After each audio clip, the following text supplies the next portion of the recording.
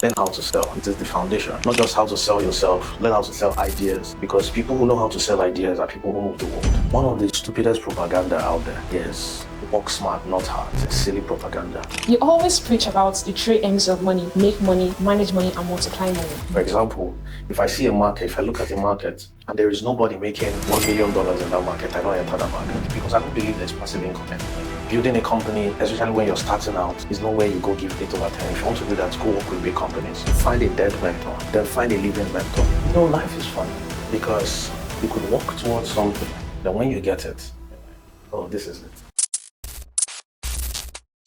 Good evening, sir. Welcome to GI Media. Thank you. So, what are you passionate about?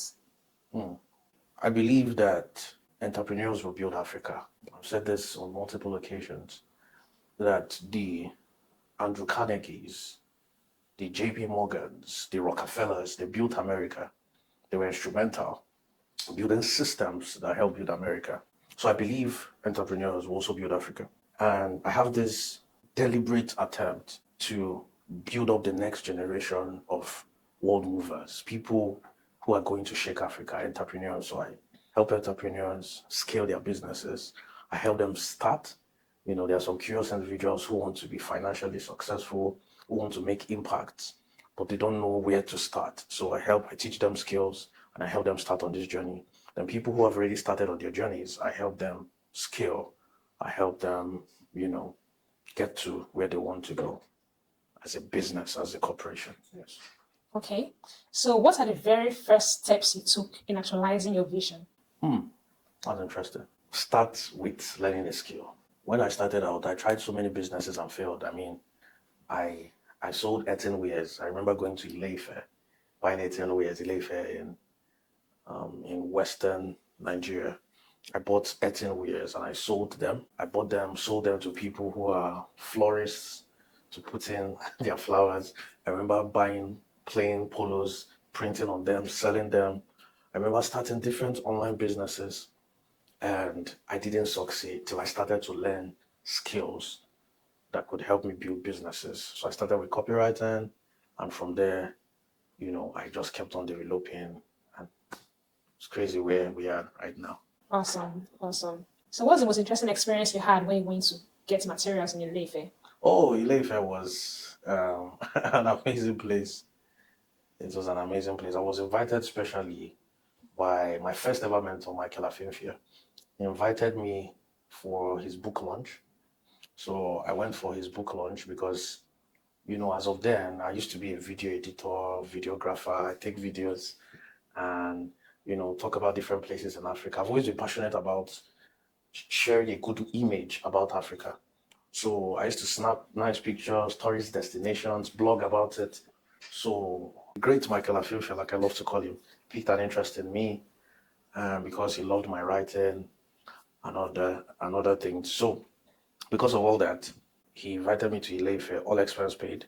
And when I got there, I took advantage of the opportunity, got some earthenwares, got some, clay pots, all those things, bought them there, then moved them to southeast Nigeria, sold some of them. Some of them broke along the way. That was when I knew that that business was bad because you can't control a lot of things. Some of them broke, some of them got there, they couldn't sell out fast. It was quite capital intensive, and it took a while for me to recover back my money. And this is the thing I keep telling people who are starting out. When you're starting out, be careful. Don't try to do things that are capital intensive. Don't try to do things that can spoil easily or you are not in control of fully, right? I always give people this advice. Just like you're a lady trying to import back from China, they tell you drop shipping is king, drop shipping is, but how can you predict these things, right? You import back from China, you could spend 3 months in the wharf, right? You could import back from China, it will require the currency might depreciate and you lose a lot of money. It's so much out of your control. I always advise people if you want to start with learning skills that you can use to service businesses online. That's the easiest way to start. You're in control of your skills, you're in control of, working for these businesses online in US, UK, Canada, and the rest. Okay. So, are you really in control though? Because, like, you sound like it's 100% in your control. What if they don't want to hire you, or you have, difficulties in getting such clients? Doesn't that make you be on the low side in terms of like having control over that business? Number one, I started with capital. You have not lost anything, right? You have not lost anything. Unlike you bought bags in China and it decides to not arrive, right? Let's say the container trashed or something along the way, or it got to Nigeria. You know how the customs might decide not to, whatever, right? So, number one, it is more in your control than that. Then, number two, there is no such thing as being incapable of landing clients. You are not doing the right thing. Understand that there are millions of businesses in the US alone looking for your skills. But the thing is that most people don't understand that they are in demand, that they are needed. So they go into this with their begging strategy that they normally use in their everyday life. We have this bad mentality in Africa that we want to beg for this. We want to beg. No, you're in the position, especially when you are good enough, right? You're in the position to help businesses. And remember, in Africa, we are cheap labor, right? A US business will pay a US citizen, say, $2,000 for a job. But they can easily pay a Nigerian citizen, a Ghanaian citizen, $500 for a job. Because of what? You're cheap labor and you value it, right? If I give a young Nigerian $500, that's good money for them, innit? Yes. Right? So you see that at the end of the day, there is a demand for your product, which is your skill, right? Which is the service you're offering. But the thing is, can you sell yourself? That's the most important thing. And this is why I advise people learn how to sell. It is the foundation. Not just how to sell yourself, learn how to sell ideas, right? Because people who know how to sell ideas are people who move the world. People like Obama, very good at speaking at events, sold his idea, and he became the first black president of the most powerful nation in the world.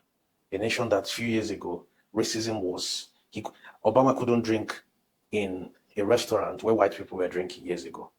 Well, now he's president, right? So understand this, that people need to learn how to sell idea services, learn how to sell themselves, and it's very easy from there. All right. So, what would you say was the biggest challenge in learning a high income skill and offering your services, and how did you overcome it? My biggest challenge was finding where every single bit of information I needed was available in an organized manner. Are you with me? Right. So the problem is most people, when they want to learn a skill, I did this too. I go on YouTube, that's good. It gives you a sort of foundation, but the building is yet to be built. And this is why I advise people get programs, get courses. It gives you the best form of information you need in an organized manner. Do A, B, C, D. You don't get information E, F, W, X. No. It takes a longer time. Exactly. It gives you a step-by-step process of someone who has done it in the past. You just copy and paste. So this is why I tell people that, see, programs are amazing. Jump on them. They are the new education. People think it's just when you go to school, you pay, you take courses, study, get a degree. But university doesn't necessarily teach you how to make money. This is my biggest problem with the university. It doesn't teach you how to make money. But the goal of going to university is to do what? To come out, get a job and make money. So you see that the average individual doesn't understand money, doesn't understand how to make it, doesn't understand how to keep it, and so on. Right? So I don't want to deviate. You see that at the end of the day, my biggest challenge was simply, how can I get all this piece of information into one place? And how am I going to learn this thing in the shortest possible time and start to earn as fast as possible? So yeah, I was able to overcome it by looking for programs. I paid my ass out. Even I made my first $100, helping businesses with copywriting. Then from there, I made more money. As I was making money, I was paying for courses. Then, 500,000 naira was good money. I paid 500K, 400K for different programs. I had to learn, keep upgrading, just like when you pay for year one, you make money, you pay for year two, so yeah, I kept on transitioning. Awesome. That was very smart. So, as they say, it's the 20% of people that earn 8% of the money in the world. So, how did you join the 20%? Like, how did you differentiate yourselves from the competitors? One of the stupidest propaganda out there is work smart, not hard. It's a silly propaganda. You can't achieve anything without working super hard. Super hard. I spent hours every single day working on my craft, sharpening my iron. Every single day. I caught sleep. I was sleeping about 5 hours a day. Every waking hour, once my eye was open, I was working. I remember days I didn't eat till like 4 p.m. Right? So hard work pays. What I did was focus on working hard for so long. One person I admire is Jordan Peterson. Said he spent 15 years every day for 15 years, including Christmas. He spent 3 hours every day for 15 years, including Christmas, in writing a book. And that book is powerful. That book is powerful. So he spent this amount of time putting together, working hard, articulating his knowledge, putting all these things together in order to do what? To create powerful value. And now he's recognized as an authority, right? Understand that every authority figure, everybody you admire, they work hard. They work hard. So, simply put, hard work pays. You need to put in the reps. There is no magic to it. Even if someone holds you by hand and shows you, do this, you have to work hard. You have to. It's a non-negotiable. So that's it. Awesome, awesome. You have over 100K followers on TikTok, over 90K on Instagram, and on Twitter, you have a good following. So, what is the number one strategy you used in developing a personal brand around your expertise? That's an interesting question because it perfectly ties into what I just answered. I posted every day on Twitter for 2 years non-stop. Every single day. Every single day. That's more than 700 days. More than 700 tweets. Sometimes 3 times a day. Wow. Non-stop. Hard work and consistency. I have never seen anybody who became something without consistency. Even from the dumbest of ideas. I saw a video clip on X the other day, right? It's no longer called Twitter. On X the other day of this guy, I show speed, when he was like 14 years and only one person was watching his live stream. He was playing games. Oh my God, I got one viewer. And you see that this guy has been consistent for the past 5 years, streaming every single day, showing every part of his life. And now he's one of the biggest influencers on planet Earth. He's a multi-millionaire at a very young age. People might look at him and say he does stupid things, stupid challenges, and so on and so forth. But what separates him from the average person is consistency. Consistency separates the extraordinary from the ordinary. So what I simply did was, every experience I had, I talked about it on Twitter, right? That was the platform is a platform I used to make a lot of money. I love Twitter, or X, like it's called. LinkedIn, talked about my experiences. Then all of a sudden I woke up one day and said, I need to be on Instagram.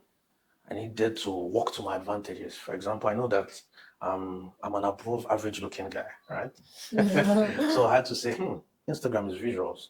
If I'm talking on Instagram, people might listen to me, right? And that was it. I started doing videos, and boom. Now in total we have like almost 400,000 followers on all platforms, newsletter, and so on and so forth. You always preach about the three M's of money: make money, manage money, and multiply money. So you are at that stage of multiplying money now. So how did you transition from the stage of making money to multiplying money? Did you, because you're only one person, right? You can only offer your services to a limited number of clients at a time. So how did you expand your income stream? Very beautiful question. In the beginning, you have time. But later, time becomes a currency that you don't have. I tell people this. You cannot say you don't have money and you don't have time. You must have one. Right? Yes. So when I was starting out, the currency I had was time. So I put in hours every day, fine-tuning my craft, helping businesses, making money in the process. Then once the money started to come in, what did I do? I started to have a team, right? So that I can have more time. I could, because I now had money, I could now share my time. Oh, come and join me so that you will spend time doing this and I'll pay you for it. Now I'll have more time to do other things, right? So after being a solopreneur, I had a team. I started starting companies, right? Then from there, I started, while doing all this, I was keeping money on the side, right? So make money, manage money. And of course, I was a spendthrift. I love to spend money. I'm not someone who necessarily loved flashy things, but I spend money on food, on sending money to family. I'm the first and only son Wow. with four sisters, a single mother. So I love to send money home. And I spent money so much on food, on things like that. So I had to start cutting down because I advise people, especially Africans, there's something called black tax, right? Family is always there to collect money from you and so on. So I had to start limiting this. Oh, okay, now I'll be sending only this particular amount to you every month. I'll not send only when you ask. I'll just send you. You'll not manage from what I send to you, like a salary, right? Then I had to deal with black tax. Then I started to manage my money. I started to put my money together, save it, use it to buy some assets, saved it. Then I started thinking, how can I multiply this? Right? When you have 5 million, 10 million, 15 million, how can you take this money to the next level? The problem most people make is when they hear multiply, they think it is time to double money doubling. No. What I mean by multiply is you now play in bigger markets. For example, if I see a market, if I look at the market and there is nobody making $1 million in that market, I don't enter that market. So now you're playing in bigger markets, right? So initially, for example, as a copywriter, you can easily make $10,000, right? But making $1 million is almost impossible. So you need to think about other things, right? So now, how do you multiply your wealth? So how do you play in bigger markets? Because to play in bigger markets, you need a higher barrier of entry, right? So from needing, let's say, $40, $50, $100 to buy a course, right, to learn a skill and make money. Now you're thinking, okay, I want to start an agriculture business. I need $15,000 to start it. That's multiplication, right? Right. Okay, now, what should I invest my money in? I'm starting to observe a trend in the gold market. Let me buy gold, right? Well, normally, when purchasing gold or whatever, I use them as a store of value to save. True. Land is to save. I don't see real estate as a means of making money. Because when you think of it, imagine this. You buy a property of 20 million naira, $20,000, right? And this 20 million naira, people pay rent for that your property every year, 500,000 naira or $500.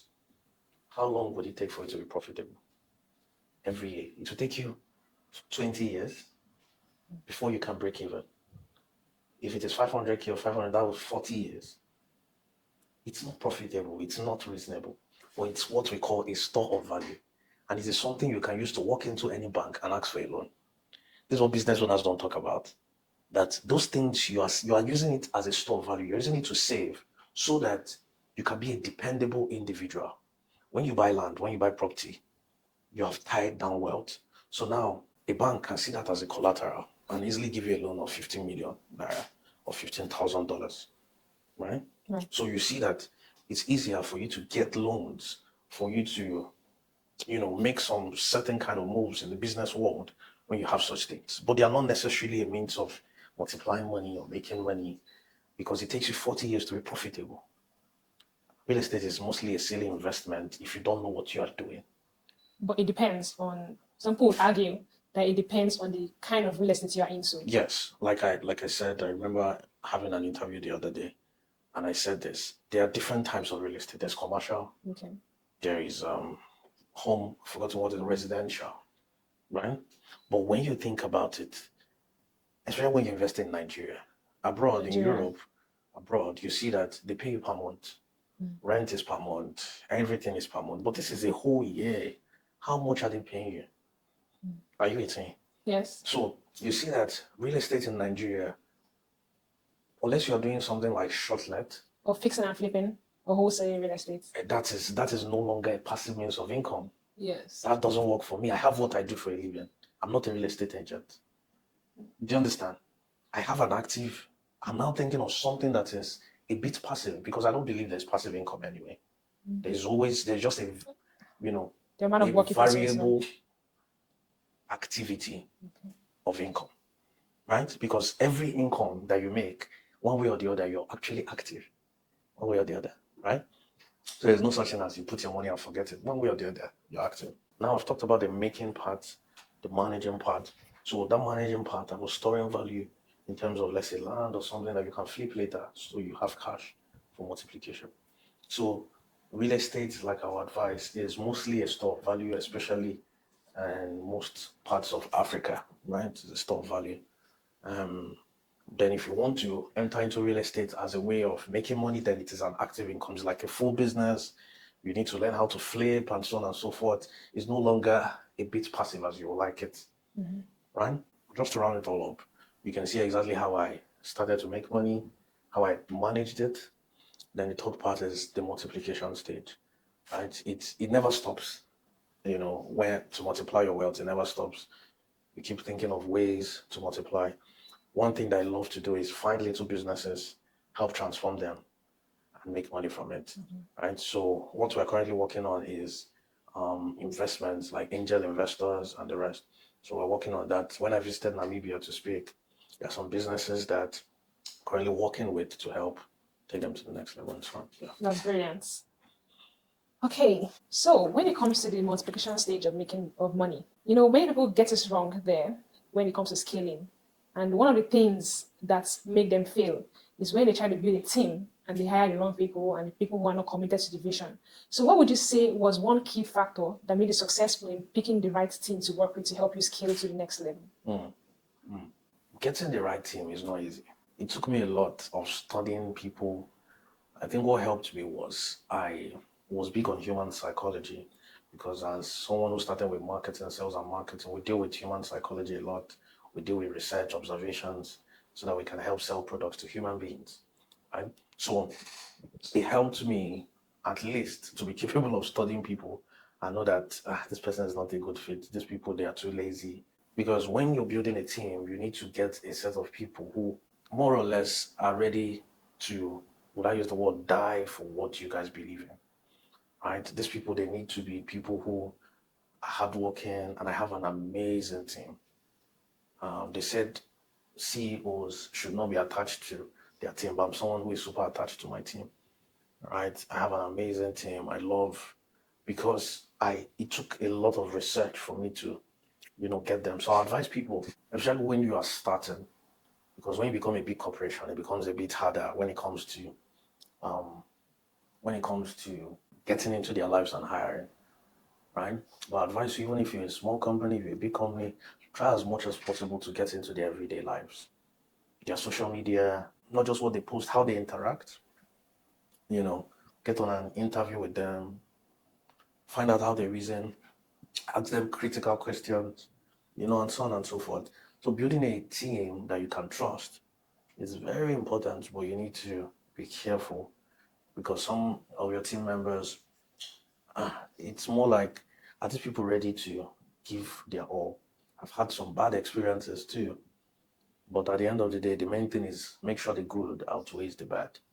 And at the end of the day, you'll be successful. Awesome, awesome. So I believe that the success of your team all boils down to your ability to lead them. What's the key factor that entrepreneurs need in leadership and be able to lead a team to success?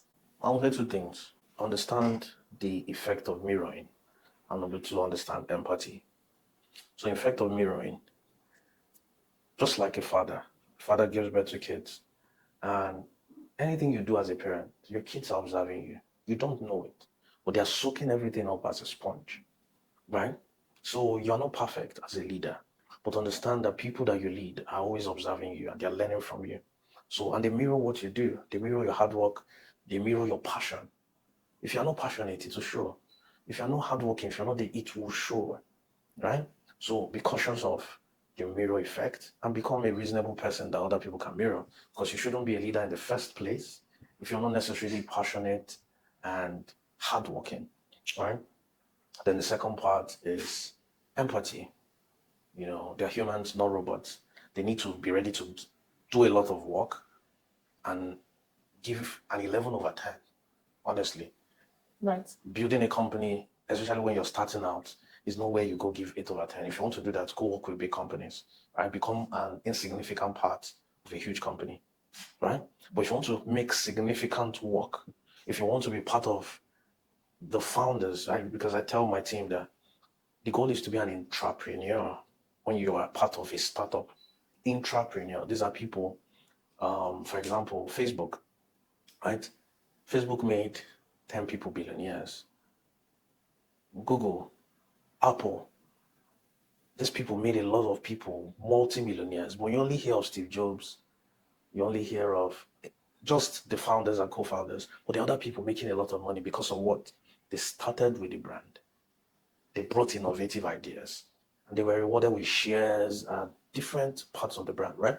So not to deviate, you see that as a leader, you have to be empathic. You need to understand your team. You understand? You need to be a human, but also you need to learn how to push them. The worst thing you can do as a leader is have someone in your team who is not maximizing their potential. It's worse. It's worse than, allowing them to enjoy their life. It's worse because that potential wastes and they get to blame you later on in life. Oh, I didn't learn anything in life because I was here. Right. So you have to be careful with this human dynamics. That is actually very tricky and very delicate, and it's admirable the way you're handling this leadership. So, as a seven-figure dollar entrepreneur, how do you handle failure? People need to understand that failure is good. But the main thing is you need to learn how to fail fast. I've never seen a successful person that has not failed in something, right? But learn how to fail fast, learn from it, and move over to the next thing. So basically, how I do is maybe the business deal did not work well. I learn from it. What did I do wrong, right?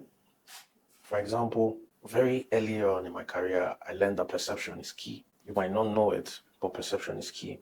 Especially when you start playing on a different level, right? Like I told you, going from what you said earlier, right? You make money, manage, you multiply. When you're done making a little money, you're now in the multiplication stage. Perception is important, right? You come to a meeting in order to, maybe a company wants to employ you to do some consultancy for them. You come to a meeting and you see little things like the car you came in. Did you come in a car or did you trek here? And things like that. So you see, you learn early that it's not just being a person of value. Can they see the value in you before you talk? Are you with me? Right. So you see that early I kind of failed in this aspect and I learned fast. And more importantly, to summarize, failure is important. Don't forget. Fail fast and start to succeed. I have this thing where I ask people, what's your failure story? Right? Wow. Instead of what's your success story? What's your failure story? How did you fail and how did you overcome it? I usually love asking such questions. So yeah, that's it. All right. So, one of the most valuable things your audience has learned from you is that there is nothing new under the sun. And you also just to find someone who has done something coming from them. So now in practicality, who is your mentor? And how did they impact your life? Or who are your mentors? And how did they impact your life? And in what areas specifically did they impact your life? I advise people, find a dead mentor, someone who doesn't exist on this planet anymore. Find them because most of their works are now out there, right? It's crazy how people are more appreciated when they are dead. So you see people who are appreciating those their works. In fact, maybe their books are now free. You can get free resources. Find a dead mentor and look for things you can learn from them because now they are in the open, right? You can learn it basically for free through their works and the rest, right? Then find a living mentor. So for me, every different stage in life, every different thing I want to enter into, I find a mentor. That is just how I am. I don't just try things and say, let me see how it goes. I look for someone who has a proven track record and I copy, like you said, and paste. I believe there is nothing new under the sun, right? Right. So you see that if there is nothing new under the sun and creativity is simply standing on already existing giants, standing on the shoulders of giants, like Isaac Newton said, I think, right? So what you simply want to do is find someone who has walked your path. And for me, a living mentor in different aspects of my life. I pick them up, right? I see someone like, say, Jordan Peterson, love him a lot, doing amazingly well. I said, this is interesting. How did he do it? I break down his life. I buy his little courses. The other day I bought a $30 course. He has an academy, about $500, considering buying it, not so sure if I will, and so on and so forth, right? He was a former lecturer, former professor, right? He has walked the path. I'm like, this is interesting. This is someone I'm currently considering. So I'm like, okay, I think I need to go to Canada and meet him soon. That is how I'm thinking, right? Right. So now what you should be thinking is same thing. How do I find a dead mentor? Learn from them, their books, their works. I've had dead mentors like Gary Halbert, who taught me copywriting. I love him a lot, even though he's dead. David Ogilvy, I've had those guys. Then leaving people, even bringing it to the African sphere. Sir Ronald Zimmer, I love him. And he's a mentor. In fact, he's the most direct mentor I've ever had. Call him, sir, things are going this way. What should I do? Man, see, people don't know the importance of one phone call, a 2 minute call, and it solves a $15,000 problem because of experience. People should not joke with the power of experience, right? Right. I've had people like Aki Alabi, love him, honorable. I don't joke with him. I barely call him, but when I call him, it's important. Right? So everybody has different roles to play in your life. Some of them I've never met. Some of them I've never actually interacted with in terms of like a call or something. We only talk once on social media, but it is valuable, right? So that's it. You need to learn how to be a good mentee to a mentor. You don't, because of you have access, you abuse it. That's also very important. So the whole mentorship world needs to be studied. I feel it's a very important topic. Like, I love to talk about how Socrates mentored Plato. Plato mentored Aristotle. Aristotle mentored Alexander the Great. And these people, this line of mentorship is amazing. Change the world. Change the world, the dynamics of the world. Just this line of mentorship. I practice martial arts, and one of the things that is very popular in martial arts, you see something like, the mentorship genealogy, or the way this person mentored this person and this person, the way the art is passed, the martial arts is passed from one person to, oh, Bruce Lee mentored this person mentored this, and so on and so forth. So yeah, mentorship is important. People should be deliberate about who they choose as their mentors. You can learn through their works, through their YouTube channel, through their books, then try to get into their circle one way or the other. The best way is pay to play, right? If you buy their book, if you watch their YouTube videos, if you pay for their course, you get access to them one way or the other. So that's it. Awesome. Awesome. So it's evident that these mentors had a positive impact in your life. But everybody has a favorite. So I'll ask this question. Who is your favorite mentor of all time? That's a very dicey one because other mentors will get jealous. Other mentors will get jealous. I love all of them in different ways. But I love the fact that I could simply call Sir Ronald and Zimmer and tell him that, oh, things are going well. How can I make it go well better? You know, in fact, after this meeting, I could give him a call. And even though for me, because of where we have gotten to, because another thing is you need to be careful, like I said, with your mentee-mentor relationships. I don't misuse our relationship. And we have made money together. We have owned the business together. So we have gotten to that level where it is a straight call, right? Awesome. Awesome. So, the popular song, Dangote Signifying Money? So I believe Dangote looks at himself as he's successful, but he has not reached the peak of his success. So how do you see yourself? What do you use to measure success? And most importantly, what have you used to measure your own success over the years? Dangote is an amazing fellow because he's not just the richest Nigerian or African, the richest black man in the world, right? It's a very amazing fellow. So in terms of this topic of success, I measure it using two metrics: impact and money. This is why the other day we're having a discussion and I was telling someone it is all about your impact. If you have money and you don't have impact, you are useless to society. To Right. me, you are not successful. To me, you're not doing anything. This is why I don't like illegal money, internet fraudsters and the rest. You're doing the opposite of impact.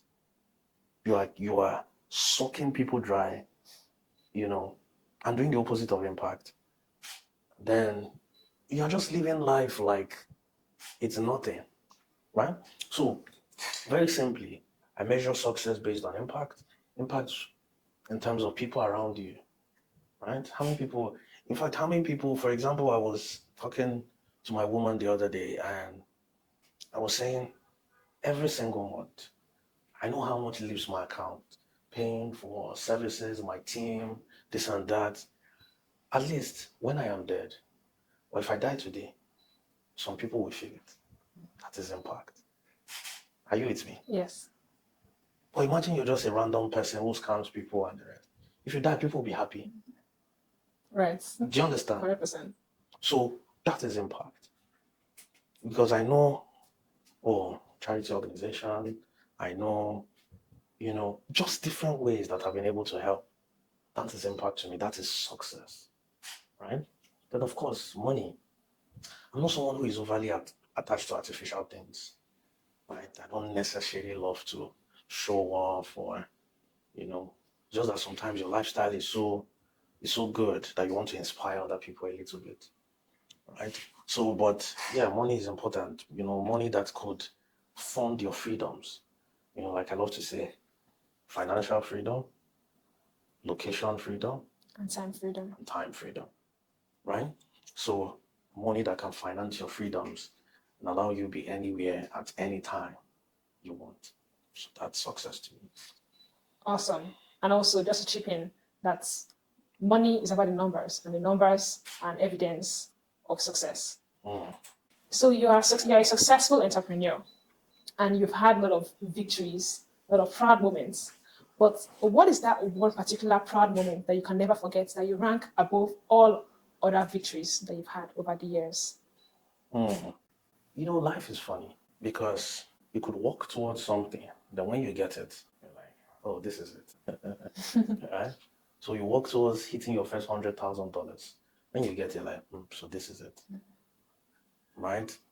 It lasts for So, 2 seconds, and then you're you're happy, blah, blah, blah. This is it. This is why I don't necessarily believe in this porn of happiness. Mm. Happiness most times don't necessarily exist, doesn't necessarily exist. Fulfillment is preferable. Are you fulfilled? What's your impact? What have you achieved? Are you fulfilled? Happiness sometimes can be misdirected, right? So, yeah, there are so many things I can't even start to mention. But like I always say, outside of business, telling my mother, who raised 5 children on her own, my father died just before I turned 10. sorry about that. That's in the past. you know. So telling my mother that you don't need to work again, I got you. That's the biggest impact for me. Still makes me smile up to today. So, flying her, telling her, come over, let's have him, let's spend a little time. Let me spoil you. Let you do a little vacation. Fly her here, fly her back, and so on. For me, that's one of the greatest things that I have ever achieved. Yeah. That is so heartwarming to hear, actually. All right. So, what is your vision for the future of your industry? Like I keep saying, right? I believe entrepreneurs will build Africa. So my goal is to intellectually empower the next set of entrepreneurs that will change Africa for the better. That's my vision.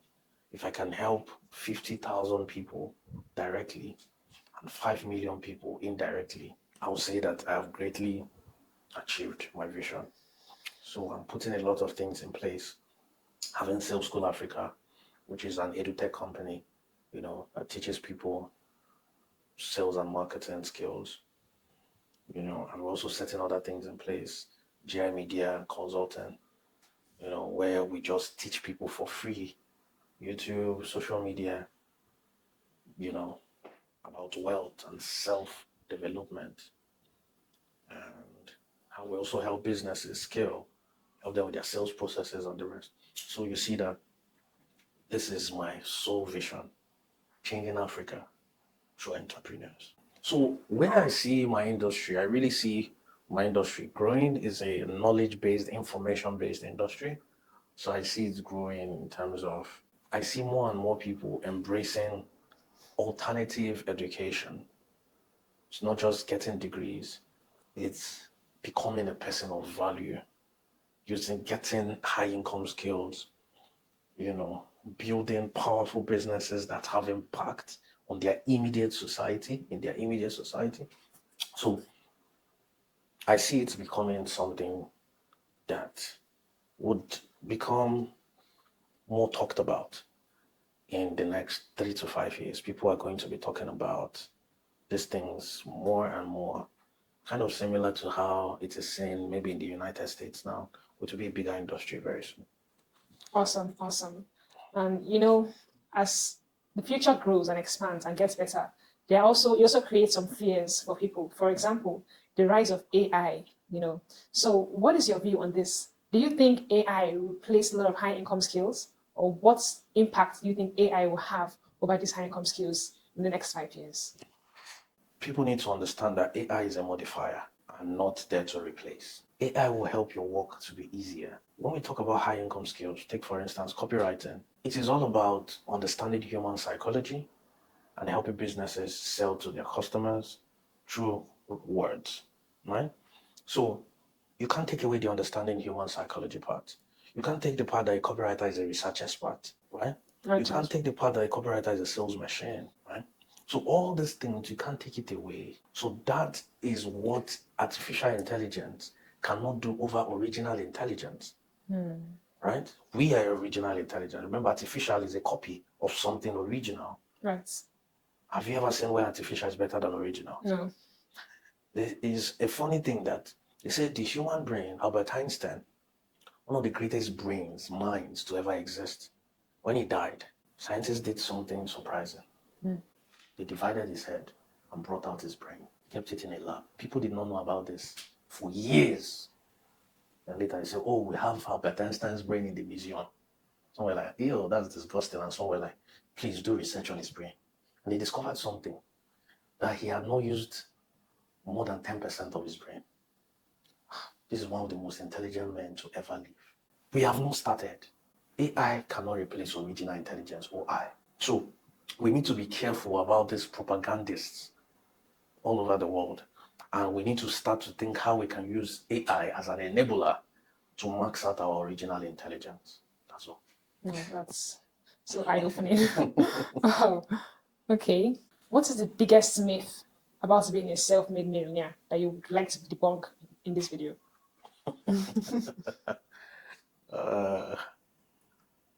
First of all, the word self-made is overblown. Most time is overblown. Okay. Most times, self-made is not necessarily self-made. Before you become a millionaire, you're usually helped by mentors, by people. So how are you self-made? In terms of money? So a lot of people are like self-made in terms of money, like you made the money yourself. But it's you don't make a lot of money yourself. Before you make, say, $2 million, you need a team. Are you really self-made? So unless you're trying to imply self-made in terms of Funds. there's no godfather, there is nobody financing your life or something like that. So Yes. then, okay, that's fine. Okay. But I feel self-made is becoming a cliche, it's overused, But apart from that, this myth that you need to have 7 streams of income, the average millionaire, I need people to take it easy. When you hear Mark Zuckerberg, you hear Facebook.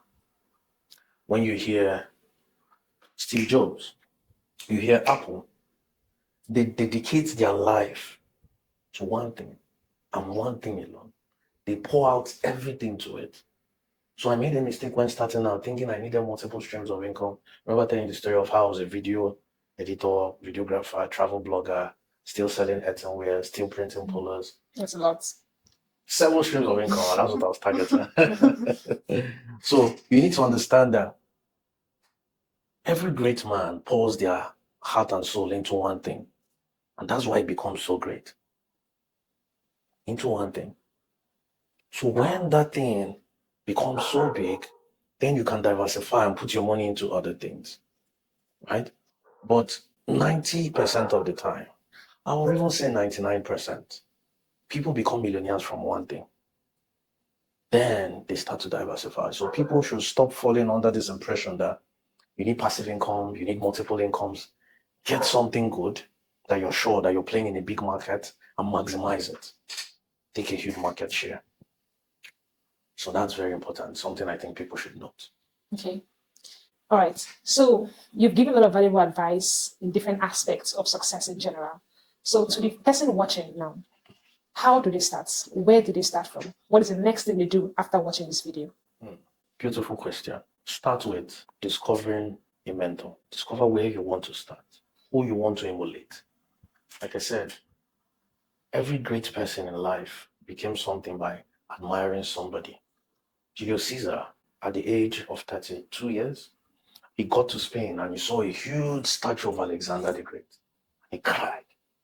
He said, this Alexander boy conquered the world before he turned 30.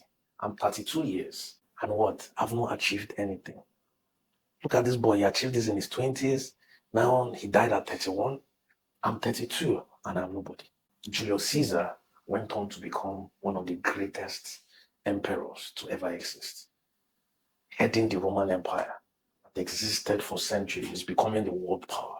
Find out something that will motivate you to start. Find out a mentor, somebody that will inspire you. Find out their blueprint and copy it. The good thing about creativity is this: when you copy, you make an imitation of that thing, right? You add your personal touch to it. So it doesn't be exactly what you copied, but that's now inspired you to create your own, right? So find out somebody, depend whatever field you are, who is doing very good, right? Especially as an African, we tend to not have much role models. That was a problem I had growing up. I didn't have African role models, right? So these days, I advise people to speak up more, go on YouTube, different platforms, speak up more, so that you can inspire other people. Africans barely have role models, Right. right? So this is why I love Honorable Aki Alabi so much. He wrote 2 books that changed the business landscape in Africa. Because normally I read books talking about 401k and investing in this. It was so confusing. So I read books like Small Business, Big Money by Aki Alabi, and he brought it home. This impacted my advice. You read the book. Then this is why I am telling my own story. And I'm also working on a book right now. This is the first time I'm announcing it in video form. So I'm working on a book right now on comfortable conversations for digital entrepreneur, wealthy digital entrepreneur, working on that. So you see that find someone who has done it in the world in general, maybe in US and so on, Canada, then find someone in your immediate environment, in your country, your locality, that will inspire you. Then copy what they did, right? And if they say, oh, I started with copywriting, start with that. Oh, I made these mistakes, I started here. Oh, you should be happy so that you will not make those mistakes. You start where they start, right? Pick it up from there, right? So I advise them, get a mentor, copy them, learn a skill, very important. Start with one skill, top it up with other skills. Start to earn, start a business, make impact, help people in exchange for their money, and go from there, right? I advise you read a book, read that Small Business, Big Money, Still Like an Artist. I love these 2 books a lot. For the youngins, if you're starting out, just read these 2 books. Small Business, Big Money, Still Like an Artist. Read these 2 books. Pick it up from there. Awesome, awesome.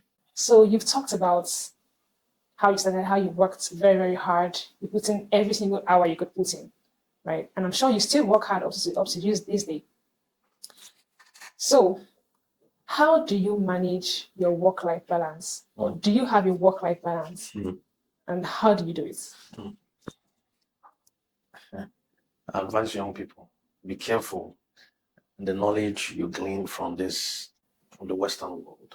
The Western world will tell you, oh, work-life balance is important. It is not when you're starting out. Throw that out of the window. Remember, if you're a young black man or woman, there are so many things you are going through. You need to work twice as hard, sometimes 3 times as hard to achieve what, let's say, a Western boy or girl would do and make a lot of money from or impact it, right?